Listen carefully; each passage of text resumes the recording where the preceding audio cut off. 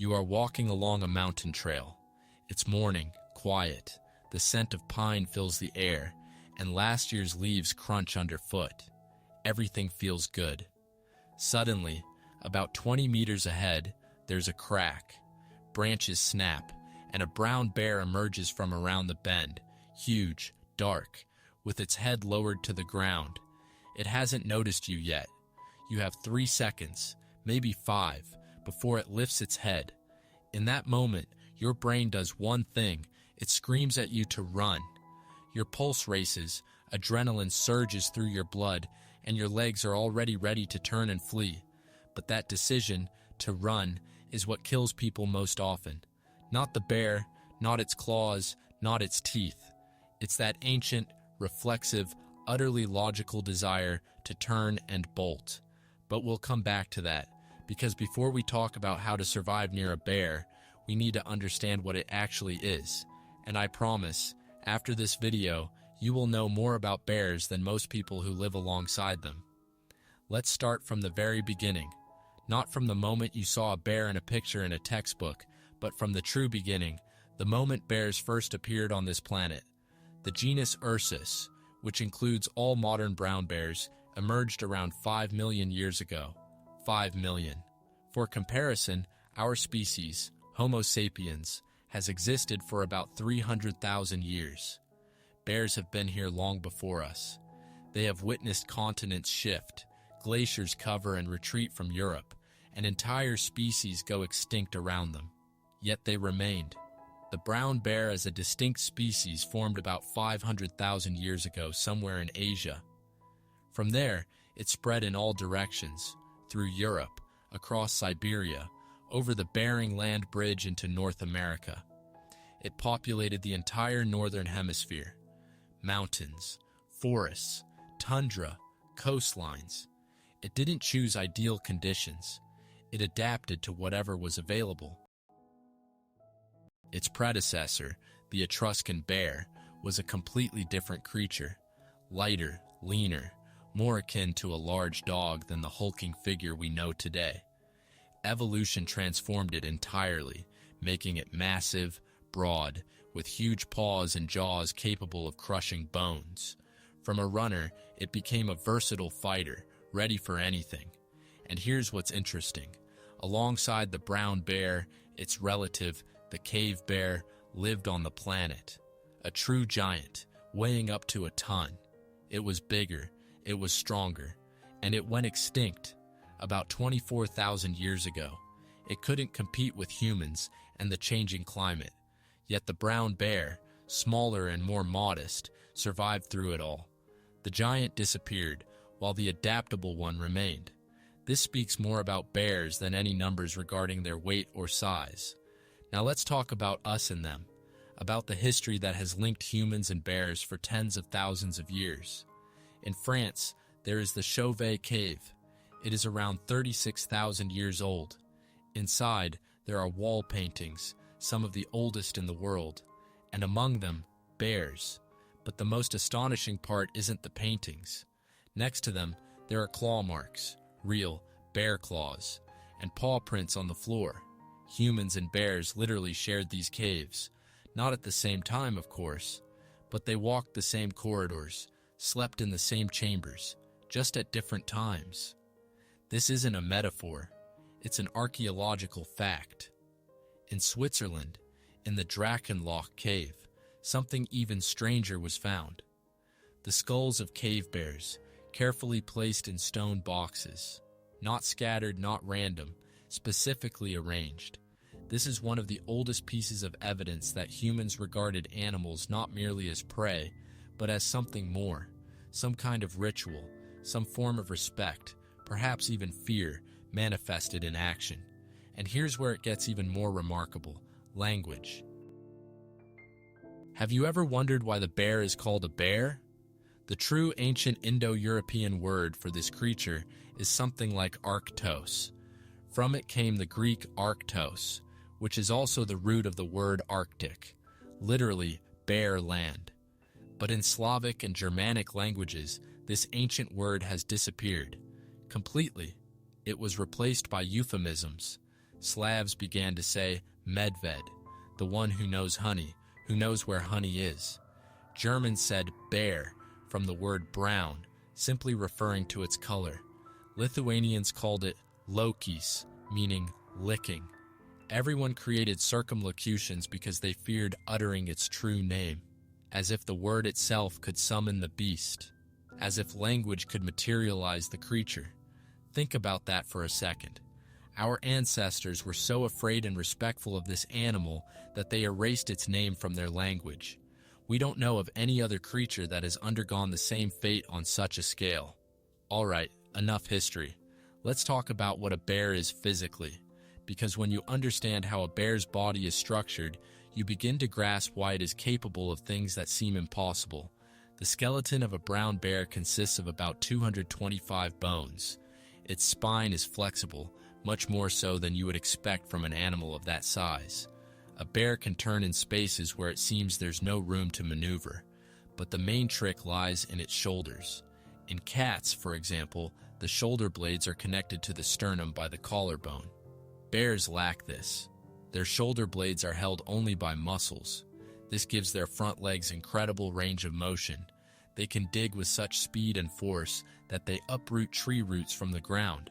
They can deliver side swipes that are physically impossible for most other predators on the planet. And here's another detail that sends chills down your spine. The muscle responsible for the scooping motion of the front paw, just one muscle, in a large male can weigh more than 15 kilograms. 15 kilograms is the weight of all the muscles in an adult human leg. Your entire leg, quadriceps, calves, everything combined, weighs the same as just one of its muscles responsible for one type of movement of one paw. The pads of its paws are covered with thick, tough skin, rough and coarse, yet they are incredibly sensitive. A bear can sense vibrations in the ground. It can feel a rodent scurrying beneath the earth and can pinpoint exactly where it is. Its claws do not retract. They are always exposed, and they grow throughout its life, wearing down against rocks and soil. Biologists can determine a bear's age and what it has been doing in recent years, digging, climbing, or hunting, by the wear on its claws. But if a bear's body is impressive, its nose is a whole different universe. The area of olfactory tissue in a brown bear's nose is about 140 square centimeters. Yours is about 5. And the part of the brain that processes smells, the olfactory bulb, is 5 times larger in bears than in humans. And this is considering that the overall volume of their brains is roughly comparable. This means that a disproportionately large chunk of all the computational power of its brain is dedicated to one task: analyzing smells. A bear doesn't just sniff the air. It constructs a 3-dimensional map in its mind. It determines where the smell is coming from, how far away the source is, and how much time has passed since that smell appeared. Biologists from the University of Montana conducted an experiment. They buried containers with fish oil half a meter deep. Bears found them within hours and dug them up precisely at the right spot without disturbing the entire area. Control containers without any scent remained untouched. Half a meter of soil, and it could still smell it. And finally, a story that best illustrates who we are dealing with. In 2014, British Columbia, Canada. A ski resort. Garbage containers are surrounded by an electric fence. All by the book. Wires charged, insulators, posts. One grizzly took a liking to visiting there, but it didn't break the wires. It didn't charge through. It discovered that the insulators were attached to wooden posts, and it began methodically shaking those posts, day after day, visit after visit, until the fence fell. When the posts were replaced with metal ones, the bear changed its strategy. It started digging under the fence. Engineers who designed this enclosure later admitted openly they were dealing with an opponent that solves problems, not a machine for eating garbage, not brute force, but a creature that analyzes a problem, tries a solution, evaluates the outcome, and changes its approach if the first option doesn't work. Okay, You already know how a bear is structured on the outside. You know it has a nose capable of detecting fish oil half a meter underground, paws where one muscle weighs as much as your entire leg, and a brain that has been programmed by millions of years of evolution with one main directive: to survive at any cost. But all of this is just hardware, the body. Now let's talk about the software, about what it does with that body. And here's where it gets really interesting. The first thing you need to throw out of your mind is that a bear is a predator. No, seriously. It is not a predator in the sense that a predator is a wolf or a tiger, but it's not a herbivore either. A bear is an omnivore. It eats everything, literally everything. Berries, grass, roots, fish, meat, insects, carrion, trash from your container. Biologists call this opportunistic omnivory, a creature that is not tied to one food source and switches to whatever is available right now. And here's what's surprising. Its digestive system is not adapted for this at all. It has a short intestine, a simple stomach without any chambers or compartments like a cow or a deer. This is a predator's digestion, designed for meat. But a bear makes it work with plant food. How? By volume. It simply eats an incredible amount. When blueberries ripen in Kamchatka, one bear can consume up to 40 kilograms of berries in a day. 40 kilograms. It does this for 16 hours straight. It gets up, eats, lies down, gets up, and continues eating. Its feces during this time look like blueberry puree because the berries pass through its intestines almost undigested. And that's why the bear is one of the best seed dispersers in the forest. It eats in one place and leaves the seeds in another, miles away from the original point. The forest literally grows along the roots of bear walks. But when it comes to hunting, everything changes. And here's where one of the most enduring stereotypes breaks down: that bears are clumsy, slow, and awkward. That they are just big bodies wandering through the forest, gathering berries. In Alaska, zoologists observed a scene that turned their understanding of this creature upside down. A grizzly lay in tall grass by a game trail, motionless, for over 2 hours. It wasn't sleeping, it was waiting. When a caribou passed by just a few meters away, the bear attacked in one leap. The whole thing took less than 3 seconds. 2 hours of absolute stillness, and 3 seconds of lightning speed. This is not the behavior of a bumbling fool. This is the behavior of a sniper. Strategic patience and instantaneous reaction. Such a combination is extremely rare among predators. Lions don't do this. Wolves don't do this. A bear doesn't chase prey for kilometers like a wolf. Its method is ambush and one short sprint. And this method works. But the most spectacular sight is, of course, fishing. You've probably seen footage of bears standing in rivers catching salmon. A beautiful picture, yes. But behind this image lies a system that will surprise you. Biologists identify at least 4 different fishing techniques. The first is to stand in the water at a threshold with an open mouth, catching fish that jump over the rapids. The second is to submerge its head underwater and grab salmon right off the bottom. The third is to slap the surface with its paw, stunning the fish with the impact, and then retrieve it. And the fourth, used only by experienced adult bears, is to sit on the shore at a narrow point and snatch fish with one precise paw movement without even entering the water. And here's what's important. Each bear has its favorite technique. Some fish with their mouths their entire lives, while others use their paws. Young bears don't learn these techniques on their own. They watch the older ones. They observe, try, make mistakes, and try again. This is not instinct, not a genetic program hardwired into their brains from birth. This is the transfer of skills from one generation to another through observation and imitation. In science, this is called cultural learning, and it places bears alongside monkeys and dolphins in terms of complex social behavior. The next time you see a video of a bear catching fish, remember, it's not just fishing. It's using a technique it learned from someone else. And since we're talking about sociality, let's debunk another myth. Bears are loners. That's the common belief. Silent, grumpy hermits wandering alone. This is not true. Bears communicate, and they do so through a complex system of signals that we are just beginning to understand. Have you seen a bear rubbing its back against a tree? It's not because it's itchy. It's leaving a mark, and not just on any tree. It chooses trees at trail intersections, in places where the maximum number of other bears pass by. It maximizes its audience. Every bear that later approaches that tree sniffs it and receives a full set of information. How big the bear that left the mark is, its sex, whether it's ready to mate, and even who it specifically is, because each bear has its unique scent. These trees function like bulletin boards, bear social networks, if you will, and they have a voice too.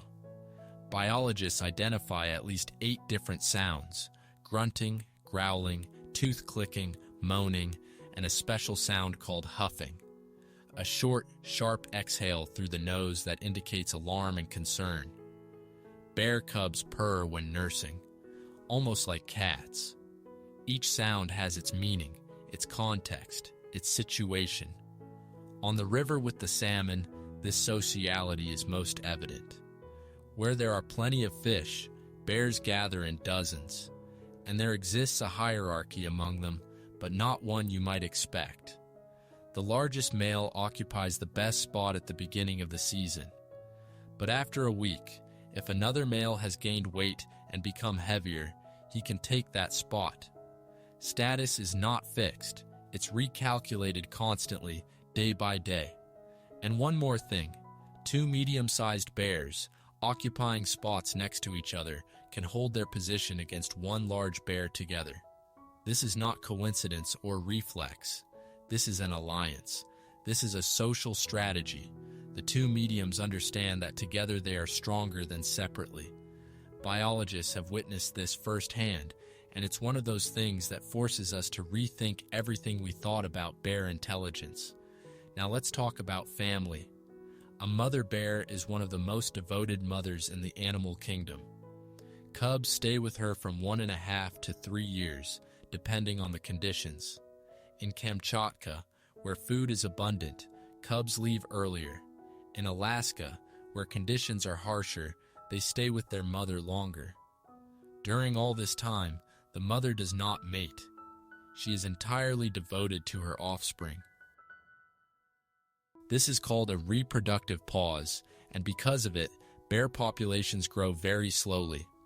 Over her lifetime, a female typically raises 6 to 8 cubs. Of those, 3 to 4 survive to adulthood. The mortality rate in the first year is around 40%. Hunger, other predators, aggressive males that may kill other cubs to make the female ready to mate again. Every adult bear you see is a small statistical miracle. And the last thing to mention in this part is diversity. The brown bear is one species, but within it, there are so many variations that at first glance, it seems like they are different animals. The Kodiak bear from Kodiak Island off the coast of Alaska is the largest subspecies. Males average around 480 kilograms, with some individuals reaching up to 680. They have been isolated on the island for about 12,000 years and are genetically distinct from mainland grizzlies. It's like a different branch of one tree that has grown on its own for millennia. At the other end of the scale is the Syrian brown bear, weighing 100 to 150 kilograms with light fur. It lives in the Middle East and is on the brink of extinction. The Tibetan brown bear inhabits altitudes of up to 5,500 meters, one of the highest large mammals on the planet. In the Pyrenees, on the border of France and Spain, fewer than 10 bears remained by the 90s of the last century. Fewer than 10. They began to be rescued, brought in from Slovenia, and today there are about 80 living there. But the local farmers are against it. Bears attack livestock, and the conflict between those who want to protect nature and those who want to protect their sheep remains unresolved. There are no simple answers here. There is only a constant, honest, sometimes painful conversation about how humans and bears share the same land. Now let's return to where we started. The mountain trail, 20 meters, a brown bear. What to do? The first and foremost thing is not to run. A bear can run at speeds of up to 50 kilometers per hour over short distances. You won't outrun it. Running triggers its instinct to chase. You turn from an ambiguous object into prey. Second, you need to distinguish between brown and black bears because the rules for them are opposite. If a brown bear is coming at you and contact is inevitable, lie down on the ground face down, hands on the back of your head. Your backpack protects your back. Play dead. A brown bear usually attacks defensively. It sees you as a threat and wants to eliminate that threat. When you stop moving, the threat disappears, and it usually leaves. With a black bear, it's the opposite. If it's coming at you, you need to make noise, shout, wave your arms, appear big and dangerous. Because a black bear, if it attacks, does so more like a predator. It sees you as food, not a threat. And in this case, playing dead is the worst thing you can do. Confusing the response is a serious mistake, and that's why it's so important to know who is in front of you. And there's one more thing that works best. Pepper spray, a canister based on capsaicin, the very substance that makes hot peppers burn. Researcher Tom Smith from Brigham Young University analyzed hundreds of real encounters between people and bears. The spray stopped attacks in over 90% of cases. Firearms worked in about 76%. The reason is simple. With a gun, you need to hit a specific spot on the animal's body that is charging at you like a freight train. With spray, you just need to direct a cloud in its direction. Capsaicin burns mucous membranes, eyes, nose, and the bear turns away. Not because you defeated it, but because the pain outweighs any motivation. And here we are, at the end of this story. Although in reality, this is not the end, because the story of the bear continues right now, at this very second. Bears exist on this planet not because the world favors them. No one has given them anything. They have survived through 5 glacial cycles, through the extinction of giants that were larger and stronger than them, through the emergence of humans with spears, guns, concrete, and electric fences. They have changed their diets, their routes, their behaviors, but they have not changed what makes them bears: strength, patience, the ability to solve the problems the world presents to them, and the skill to turn any place they find themselves into their home. Somewhere right now, on the slope of a mountain or at the bend of a river, a bear lifts its head and reads the air. 140 square centimeters of olfactory tissue dissect every molecule into its components. It doesn't think about what happened yesterday. It doesn't plan what will happen tomorrow. It simply exists, fully, entirely, without reservation, here and now, with every cell of its body. And as long as it exists, the world we live in remains just a bit more complex, a bit more real, and a bit more alive. Thank you for watching. If this video changed even a little bit of your understanding of this creature, then it was worth it. I would appreciate a like on the video and a subscription to the channel.